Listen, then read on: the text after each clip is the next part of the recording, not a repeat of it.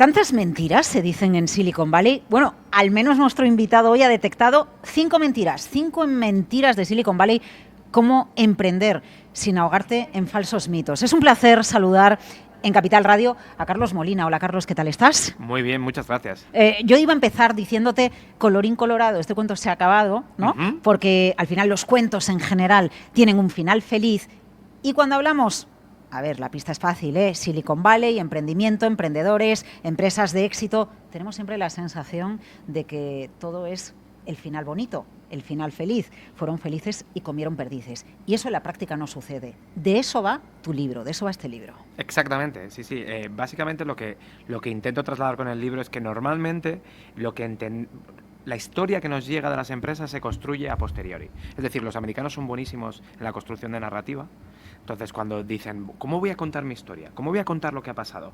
Se buscan hechos que, digamos que ocurrieron, pero los ponen de tal manera que da una sensación de película de Hollywood y de que todo tenía un sentido y que había un inicio, un problema irresoluble, salen adelante y final bonito. Bueno, y además en un garaje, ¿no? Y entonces luego están las peregrinaciones a los garajes de Silicon Valley. Exacto. Empezando por HP, luego Google y y si no naciste en un garaje no eres nadie, ¿no? No eres nadie. Aunque claro, se ocultan muchas cosas, porque para nacer en el garaje de Google tienes que haber sido doctorando en Stanford. Haber dejado la carrera o haber dejado la carrera a medias. Claro, pero cuando dejas la carrera a medias es porque de repente alguien te ha puesto un kilo o un camión de pasta a la puerta, pero lo que no sabemos es detrás del garaje que había. Sabemos el garaje y el éxito. Y decimos, hombre, pues yo también tengo un garaje en casa. Sí. No, el éxito también puede llegarme. Hay que ver lo que hay detrás. Bueno, ¿qué hay detrás de Carlos Molina, para los que no le conozcáis? Bueno, pues es ingeniero en telecomunicaciones, conoce la industria de los videojuegos, pero a lo que se dedica en los 4 o 5 últimos años es a elaborar de manera diaria una newsletter que nos llega diariamente y en la que sobre todo tú hablas de asuntos de tecnología. Exacto, yo repaso lo que son los negocios digitales para cualquier persona. Es decir, al principio decía, oye, esto será para ingenieros, será para gente de negocio. Y después de 5 años he conseguido un email que lo entiende todo el mundo. Hay gente que me dice, gracias, porque después de un mes siguiéndote, ahora entiendo todo, cómo es la perspectiva de lo que está pasando, porque cada vez más los negocios digitales nos afectan en el día a día, que parecían, hacía 25 años era solo de frikis y ahora de repente hay que estar bastante al día, da igual a lo que te dediques, porque el impacto de los negocios digitales es grande. Es importante entender lo que pasa para entender lo que nosotros podemos emprender, porque en los próximos minutos, bueno, desde que hemos empezado, de lo que queremos hablar contigo es de emprendimiento, de éxito, de fracaso, de falsos mitos.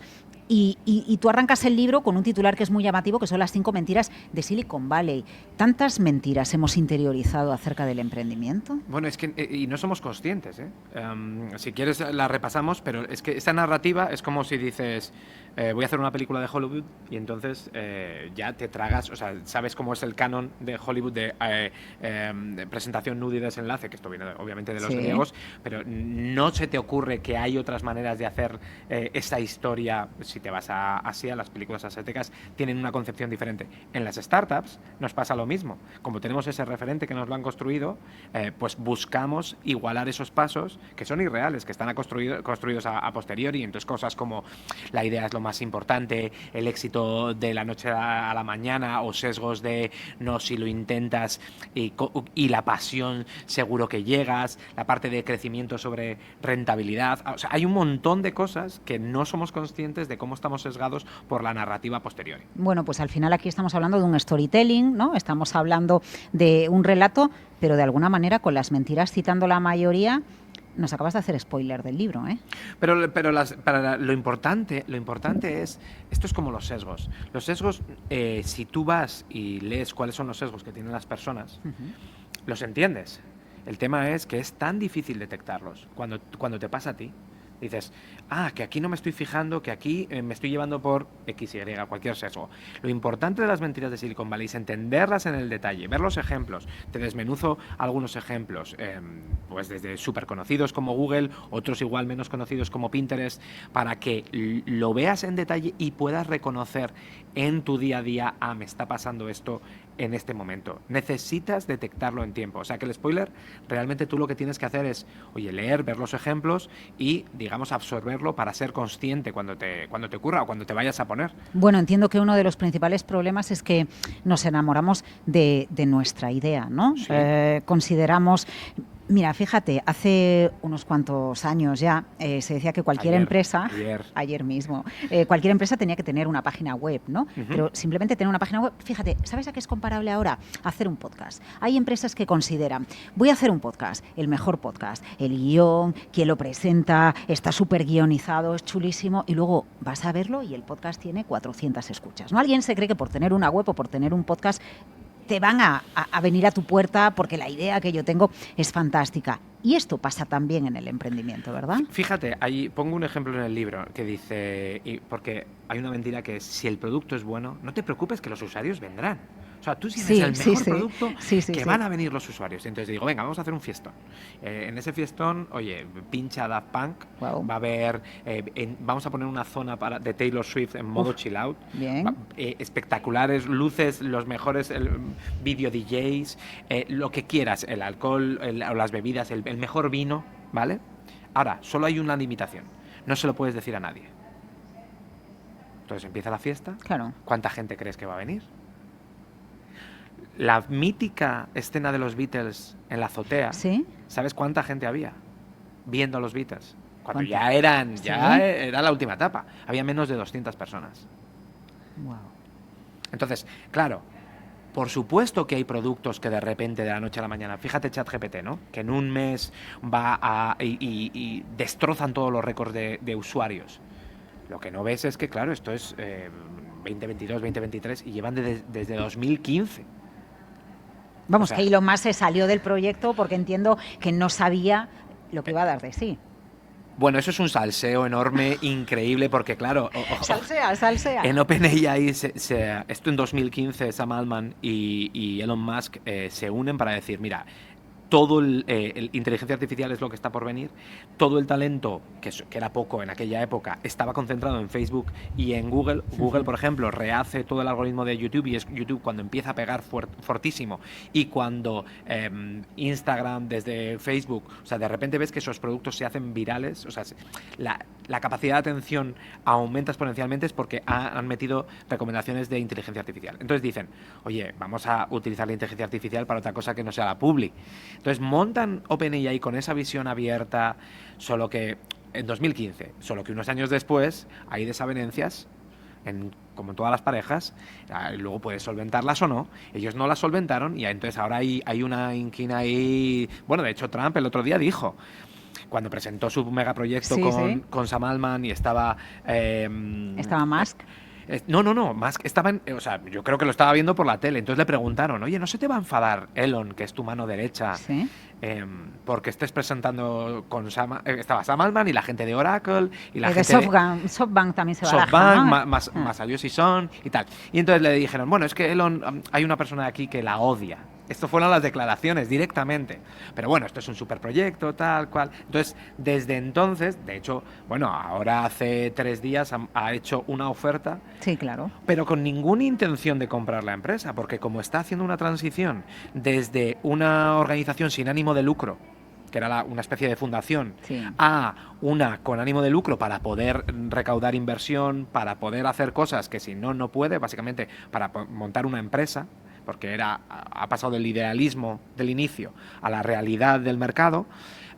Entonces lo que hace es ponerle palos en las ruedas, porque al haber hecho esa oferta, cuando él en ese proceso tiene que valorar la parte que es de fundación, ahora ya hay una oferta del mercado bastante alta y entonces él ya no puede decir que vale lo que sea.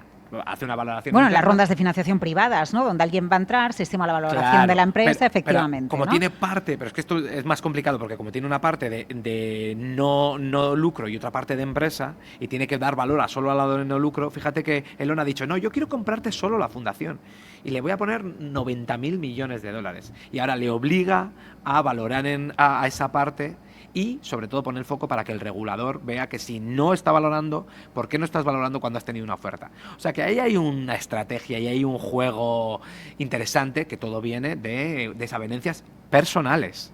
O sea, fíjate. Bueno, como para que le haya respondido San Altman a través de X, ¿no? Y le haya dicho, si quieres te compro Twitter, ¿no? Te la compro por menos de 10.000 millones, exacto, ¿no? Con todo lo que pagó Elon Musk. Al final aquí el relato ayuda, tú nos decías al principio, a ver, sí. Los americanos son expertos, ¿no? En construir un relato, pero a posteriori. Pero también hay que viralizar el producto si es que nos hemos enamorado de nuestro producto, ojo, o de nuestro servicio. Lo que pasa es que yo siempre pienso eso que me dice un experto que sabe mucho de B2B, que se llama Óscar Torres. El éxito en el mercado y encontrar que haya un match con un cliente, con un posible cliente, consiste en encontrar dónde le estás solucionando un problema. No se trata del producto, que a mí me encante, sino de, oye, solucióname un problema que me caso contigo. De hecho, lo que escribo es enamórate del problema, no de la solución. Porque cuando te enamoras de la solución, de repente es tu bebé. Yeah. ¿Cómo vas a tener un bebé feo? ¿Cómo vas a tener un bebé que no es tan inteligente como los demás? Yeah. Entonces, le buscas, ahí entran los sesgos personales de no es el mundo que está convergiendo para que mi idea no salga adelante. Cuando tú te enamoras del problema, estás todo el rato en modo aprendizaje. O sea, tu cerebro cambia a absorber qué está pasando y por qué está pasando y luego intentas resolver. Que es al revés de cuando tienes el cerebro en modo, esta es mi idea súper chula, y es una idea en busca de un mercado, ¿no? ¿Cómo hago que mi idea encaje y tenga éxito? Y además, una de las mentiras es la parte de que la idea es todopoderosa. Tenemos esa narrativa. Yo creo que ya esta es una de las que más se ha luchado y la que menos, digamos que a día de hoy ha calado en el. Pero tú, o sea, yo te pongo dos ejemplos. Pinterest, por ejemplo. ¿Sí? ¿Conoces Pinterest? Pinterest se pasa 6 años dando tumbos sin saber exactamente qué hacer. O sea, porque venían de, voy a hacer pues las típicas revistas físicas de con diferentes productos, voy a llevarlas al entorno digital. Bueno, claro, hay 1.000 millones de oportunidades alrededor de esa idea. Entonces, esa persona, hasta que no da con los coleccionistas, que les gusta recordar cosas que es un nicho, por ejemplo, muebles antiguos de madera, ¿vale? Esos catálogos, hasta que no da con el ángulo de coleccionismo, y eso lo hace porque después de 6 años se encuentra en una feria con gente que está usando su producto, un 10% de los usuarios, de esa manera, y dice, y estos son los usuarios más fieles. Ah, entiendo. Y entonces, cuando entiende el problema que está solucionando, en este caso, no de casualidad, pero hace el análisis, a partir de ahí empieza a construir y le da la vuelta a todo el producto sobre esos usuarios. Claro, pero eso requiere una escucha también. No tener, 100%. Oye, una idea y yo me quedo en mi mundo, ¿no? Lo que tengo es Claro. que entender cómo se está percibiendo la idea que yo tenía. Claro, bueno, y además... Bueno, de hecho, fíjate, mira, me acaba de venir a la mente, por irnos a la etapa de las .com, por aquello Sí. de que fue una etapa de cambio, Sí. de paradigma. Y ahora estamos ante otro cambio Sí. de paradigma que viene con la inteligencia artificial. Hay un gran banco en este país que se llama Banco Santander, que hace muchísimos años, en plena.com, lanzó un banco que se llamaba Open Bank. Sí. Y no tuvo éxito, pero no porque la banca digital no la usemos todos ahora, sino porque quizás en ese momento no estábamos preparados. Pero nada tiene que ver el modelo, aunque se le hayan aplicado cambios, con cómo estamos los usuarios, el público o el cliente 20 años después. Quiero decir, hay cosas que pueden adaptarse, pero a lo mejor en ese momento el público no está preparado. Bueno, es que el timing es otra cosa que se da por... o no se tiene en cuenta, o nos olvidamos o se da por descontado. Es decir, tú puedes ser muy bueno, puedes tener pasión, pero si no estás en el timing correcto, ya has perdido todo. O sea, te voy a poner un ejemplo. Todas las startups que ahora están cotizando o lo petan, ¿Sí? tuvieron su reflejo en las .com y se fueron a la hoguera. Es decir, Uber, ya había Uber antes que Uber. ¿Por qué Uber nace y se reproduce, por ahora no, y sigue ahí desde hace 3 trimestres o 4 siendo rentable por primera vez desde 2012? Otra de las mentiras, rentabilidad o crecimiento, ¿no? ¿Por qué se da a partir de 2009? Se da por una sencilla razón, porque ahí se sube a una ola tecnológica combinada de la revolución móvil y la revolución cloud. Tú cuando tenías un repartidor, las típicas películas de Nueva York del tío en la bici repartiendo o documentación o lo que sea, ¿qué tenía que hacer? Tenía que parar en una cabina, llamar a la central, oye, ¿a dónde tengo que ir? Vas a la central o ir a...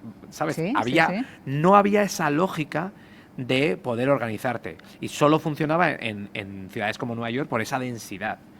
Cuando llega Uber ya hay móviles y ya hay un cloud, en el sentido que tú puedes desplegar, oye, ¿cuál es la mejor ruta? Y la persona no tiene que volver a la base para saber qué pasa o llamar a la base. Claro. Directamente voy a coger el siguiente, lo dejo. Obviamente, cuanto más densidad de población haya, va a mejorar el servicio en esos sitios, por eso se empieza en ciudades con mucha densidad y desde ahí se expande, pero lo que hay que pensar es que el mismo Uber 10 años antes, pues si hubiese, con la misma gente, con el mismo talento, entonces el timing es fundamental.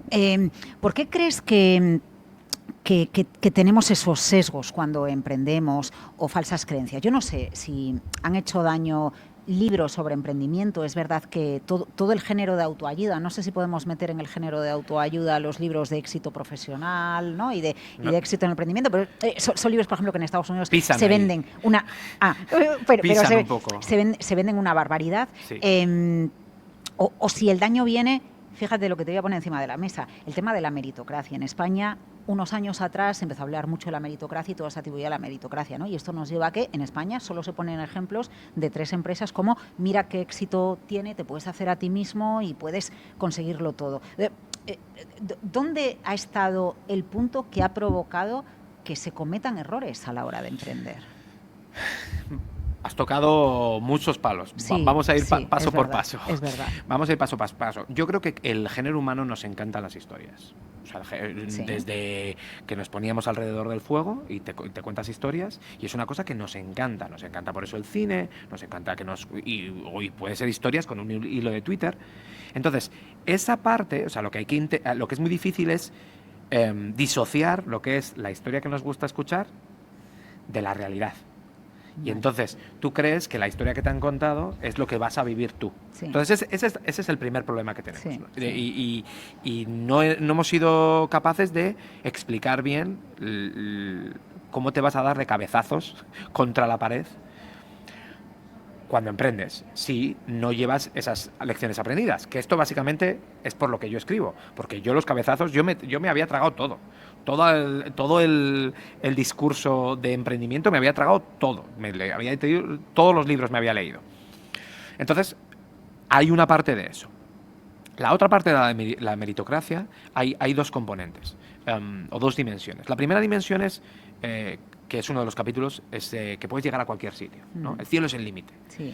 Y digo, bueno, el cielo es el límite. Digo, si tú quieres ser Google, pues para ser Google, igual es que los 2 cofundadores de Google, pues sus padres son de los mejores matemáticos, uno en Estados Unidos, otro en Rusia. La parte rusa, o sea, el fundador viene a Estados Unidos con 8 años, los 2 becados, en Stanford durante 4 años, y luego se van al garaje, y en el garaje durante 5 meses, los algoritmos que han desarrollado en la universidad más puntera, con el problema exacto que el mundo necesita, los ponen en una empresa.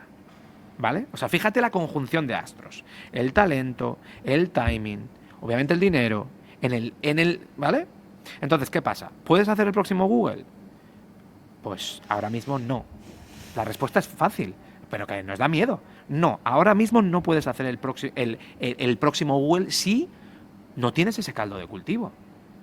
Entonces, y hay veces que nos da, que parece que estamos cortando las alas a la gente por decir, pues seguramente si me estás escuchando a mí ahora, seguramente no puedas construir el próximo Google. Porque sería, no tío, es que ya estarías, tú estás tocando cosas en la IA que nadie está viendo venir, que estás probando cómo hacerlo y no estás escuchándome a mí en la radio.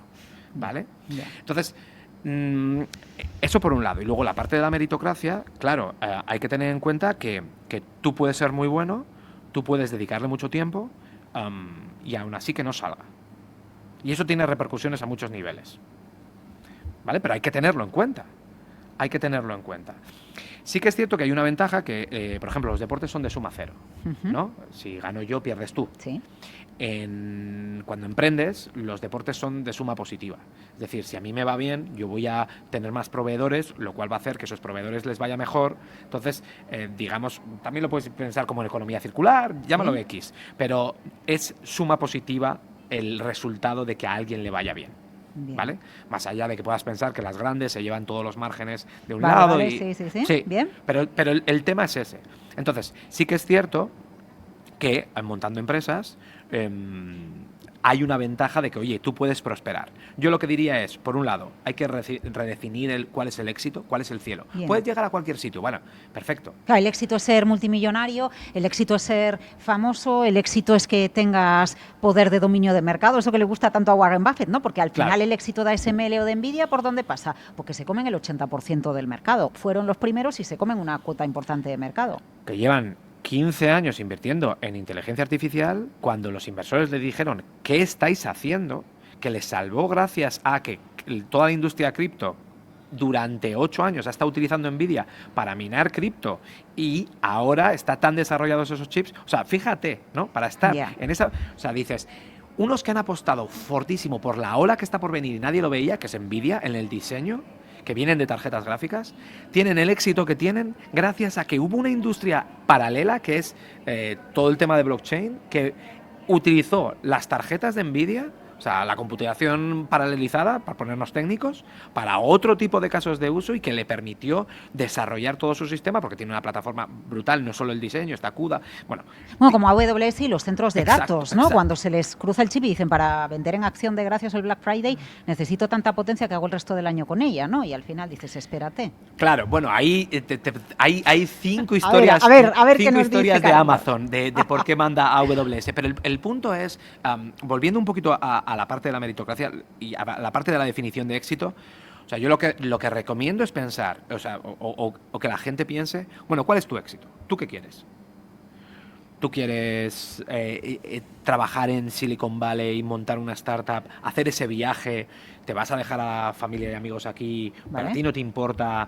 ¿Vas a trabajar como una bestia parda durante los próximos 12 años con una probabilidad de fracaso alta? ¿Pero a ti te compensa? Perfecto. Tú quieres tener... y dices, ¿pero eso es incompatible con otras cosas? Hombre, no es incompatible todo con todo, pero tienes que ver cuáles son los sacrificios, porque los sacrificios están. Otras cosas que tú no los veas. Si te vas allí, a lo mejor no ves a tus padres, ¿no? Y si te vas con 30 o 40 años... Entonces, lo que hay que ser consciente es que tú definas tu propio éxito. Mira, te voy a preguntar, porque como veo que sabes mucho del mercado americano, de Silicon Valley y de Wall Street, que me aclares. Venga. Si lo de Steve Jobs, de la caligrafía, ¿es relato y mito o es verdad?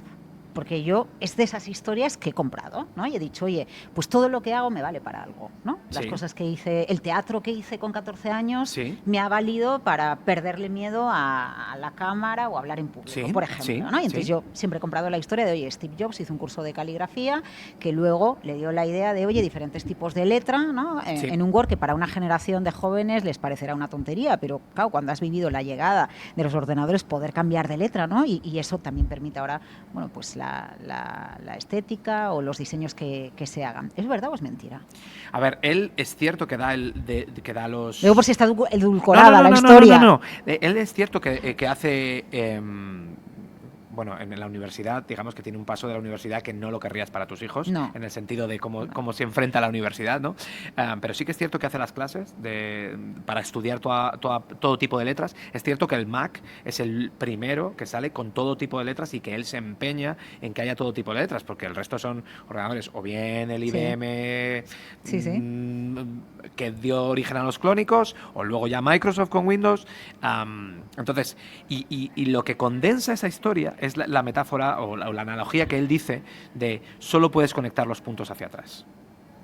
Fíjate, porque tú lo que estás diciendo es imposible que con 14 años digas voy a hacer teatro porque esto me va a ayudar a hacer entrevistas. No. Claro, lo que te puedes dar cuenta es que la decisión que tomaste hace 20 años te está ayudando a día de hoy. Entonces ese es el discurso de solo puedes conectar los puntos hacia atrás. Y esto tiene un punto de relajarte en la toma de decisiones de hoy. Tú si estás, o sea, haces tu análisis, ves los pros y los contras y decide. Y no vas a poder ver si es exitoso o no. Tampoco puedes hacer un A/B testing como si fuese un médico. No dices, venga, pues en un universo paralelo, mi Carlos, que ha elegido lo otro, y vamos a ver qué pasa, ¿no? Y entonces esto te relaja porque tú ves hacia atrás tus decisiones, ves el impacto que tienes y dices, vale, pues yo voy a hacer lo que mejor pueda, pero no debería rasgarme las vestiduras pensando en hoy me he equivocado, porque esto a lo mejor a corto no tiene un rendimiento, pero a largo sí. Es decir, y en los procesos de emprendimiento y cuando se fracasa o cuando algo no sale como se esperaba, eso conlleva que después, cuando Seguro. haya pasado el tiempo, me daré cuenta de que aquello supuso un aprendizaje. Seguro. Hay cosas que cuando, por ejemplo, la newsletter, que es, pues ahora son 5 años de newsletter, más de 50.000 personas.